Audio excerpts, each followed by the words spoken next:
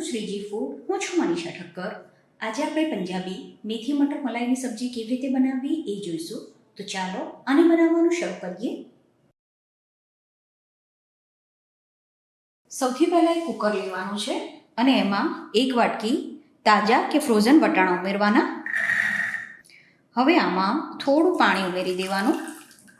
આની સાથે જ આપણે થોડું મીઠું અને 1/4 ટીસ્પૂન જેટલી ખાંડ ઉમેરી દેવાની છે. તો તાજા વટાણા છે એટલે આમાં સોડા ઉમેરવાની જરૂર નથી. હવે કુકરનું ઢાંકણ બંધ કરીને આની એક વિસલ કરી લેવાની છે. હવે વટાણા બફાય ત્યાં સુધીમાં આપણે મેથીની ભાજીને પાણીમાં સરસ રીતે ધોઈ લેવાની અને પછી એને થોડી વાર માટે કાણાવાળા વાટકામાં રાખવાની અને મેથી કોરી થઈ જાય એટલે એને આ રીતે ઝીણી સમારી દેવાની છે. તો હવે સમારેલી મેથીને એક મોટા વાસણમાં લઈ લેવાની છે.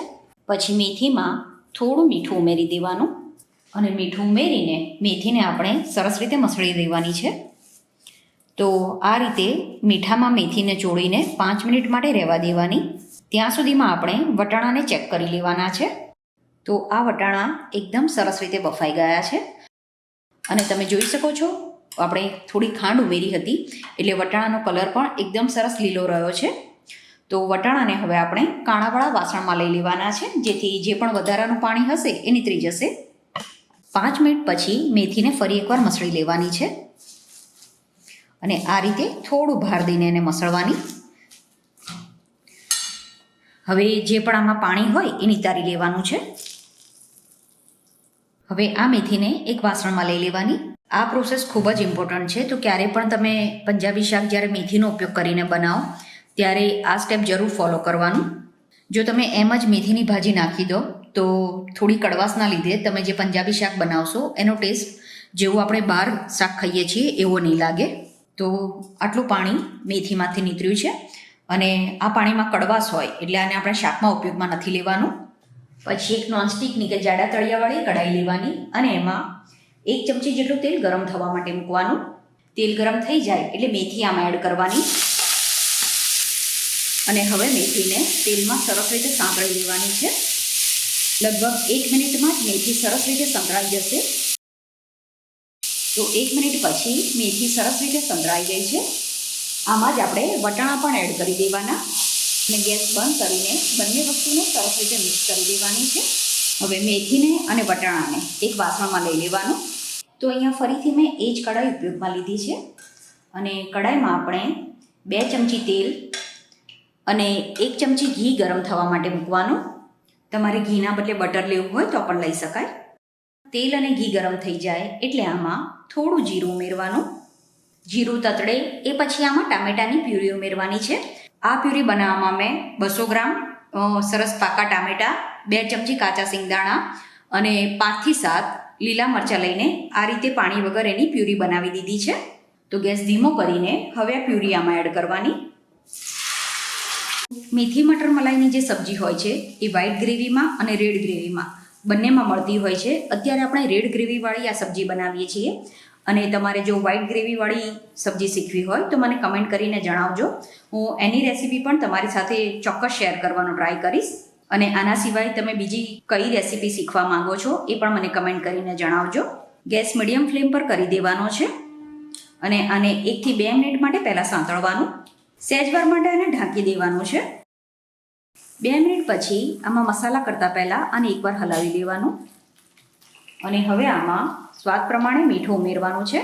આપણે વટાણા બાફતી વખતે મીઠું ઉમેર્યું હોય સાથે જ મેથીને પણ આપણે થોડું મીઠું નાખીને મસળી છે એટલે મીઠું અત્યારે આપણે ગ્રેવીના ભાગનું ઉમેરીશું. પછી જરૂર લાગે તો પછીથી પણ મીઠું એડ કરી શકાય. આની સાથે જ 1/4 ટીસ્પૂન જેટલો ધાણા પાવડર ઉમેરવાનો અને 2 ચપટી જેટલી હળદર ઉમેરવાની છે. હળદર વધારે નહીં લેવાની. પછી અડધી ચમચી મીડિયમ તીખું લાલ મરચું ઉમેરવાનું અને 1 નાની ચમચી જેટલું આપણે કાશ્મીરી લાલ મરચું ઉમેરવાનું છે જેનાથી શાકનો કલર ખૂબ જ સરસ આવશે. પણ કાશ્મીરી મરચું તમારી પાસે ના હોય તો તમે એને સ્કીપ કરી શકો છો. હવે મસાલાને ગ્રેવીમાં સરસ રીતે મિક્સ કરી દેવાના. હવે આમાંથી તેલ છૂટું પડે ત્યાં સુધી આને કૂક કરવાની. તો ગ્રેવીના છાંટા બહાર ના ઉડે એટલા માટે એને ઢાંકીને જ કૂક કરવાની. હવે આમાંથી ધીરે ધીરે તેલ અલગ થવા લાગ્યું છે. આ સમયે આમાં ઝીણી સમારેલી કોથમીર ઉમેરી દેવાની અને સાથે જ એક નાની ચમચી ખાંડ ઉમેરવાની છે. ખાંડ ઉમેરવાથી શાક ગળ્યું નહીં થાય, પણ આપણે જે ટામેટા અને મેથી યુઝ કરી છે એનો ટેસ્ટ બેલેન્સ કરવા માટે અહીંયા થોડી ખાંડ ઉમેરવાની છે. તો હવે આ ગ્રેવી એકદમ સરસ રીતે કૂક થઈ ગઈ છે. ટામેટાની બિલકુલ પણ કચાશ ના રહે ત્યાં સુધી આને કૂક કરવાની છે. હવે હાઈ ફ્લેમ ઉપર આપણે આને 10 થી 20 સેકન્ડ માટે સાંતળવાની છે. હવે જે મિક્સરમાં આપણે પ્યુરી બનાવી હોય એમાં થોડું પાણી ઉમેરીને એ પાણી આમાં ઉમેરવાનું. તો પાણી પણ આમાં સરસ રીતે મિક્સ થઈ ગયું છે અને ફરીથી ગ્રેવીમાં તેલ ઉપર આવવા લાગ્યું છે. તો હવે જે વટાણા અને મેથી આપણે સાંતળીને રાખ્યું હતું એ આમાં એડ કરવાનું. તો બધું સરસ રીતે મિક્સ થઈ ગયું છે. હવે મેથી મટર મલાઈની સબ્જી છે, તો આપણે અડધો કપ જેટલી તાજી મલાઈ લેવાની. તો દૂધ ગરમ કરીને એના ઉપર જે મલાઈ બને એ 2 દિવસની મલાઈ, તમારે 2 કે 3 દિવસની મલાઈ લેવાની અને પછી એને વાટકામાં લઈને આ રીતે જે હેન્ડ વિસ્ક આવે છે એની મદદથી એને થોડી ફેટી દેવાની છે. હવે આ મલાઈ આમાં એડ કરી દેવાની. મલાઈ આમાં સરસ રીતે મિક્સ થઈ જાય એ પછી આમાં 1/4 ટીસ્પૂન ગરમ મસાલો, અડધી ચમચી પંજાબી મસાલો અને 1/4 ટીસ્પૂન કિચન કિંગ મસાલો એડ કરવાનો છે. મલાઈ ઉમેર્યા પછી આ રીતે તમને શાકમાં તેલ અલગ થતું દેખાશે, કેમ કે મલાઈમાં જે ફેટ હોય એ આ રીતે ધીરે ધીરે અલગ થવા લાગે. એટલે શરૂઆતમાં તમારે તેલ અને ઘીની ક્વોન્ટિટી બતાવી એટલી જ રાખવાની છે. જો તમે તેલ અને ઘીની ક્વોન્ટિટી વધારે લીધી હશે તો મલાઈ ઉમેર્યા પછી શાકમાં ખૂબ જ તેલ ઉપર આવતું હોય છે. હવે ખુલ્લું જ આપણે આને 1 મિનિટ માટે કૂક થવા દેવાનું છે અને આમાં બિલકુલ પણ પાણી નથી ઉમેરવાનું. તો હવે આ સરસ મજાની રેસ્ટોરન્ટ સ્ટાઇલ મેથી મટર મલાઈની સબ્જી બનીને તૈયાર છે. જ્યારે તમે ગેસ બંધ કરો ત્યારે ફાઇનલી શાકની કન્સિસ્ટન્સી આ રીતની હોવી જોઈએ. અત્યારે જે માપ લીધું એનાથી તમે 3 થી 4 વ્યક્તિને સર્વ કરી શકો એટલું શાક બનીને તૈયાર થાય છે. અને આને અત્યારે મેં નાનની સાથે સર્વ કર્યું છે.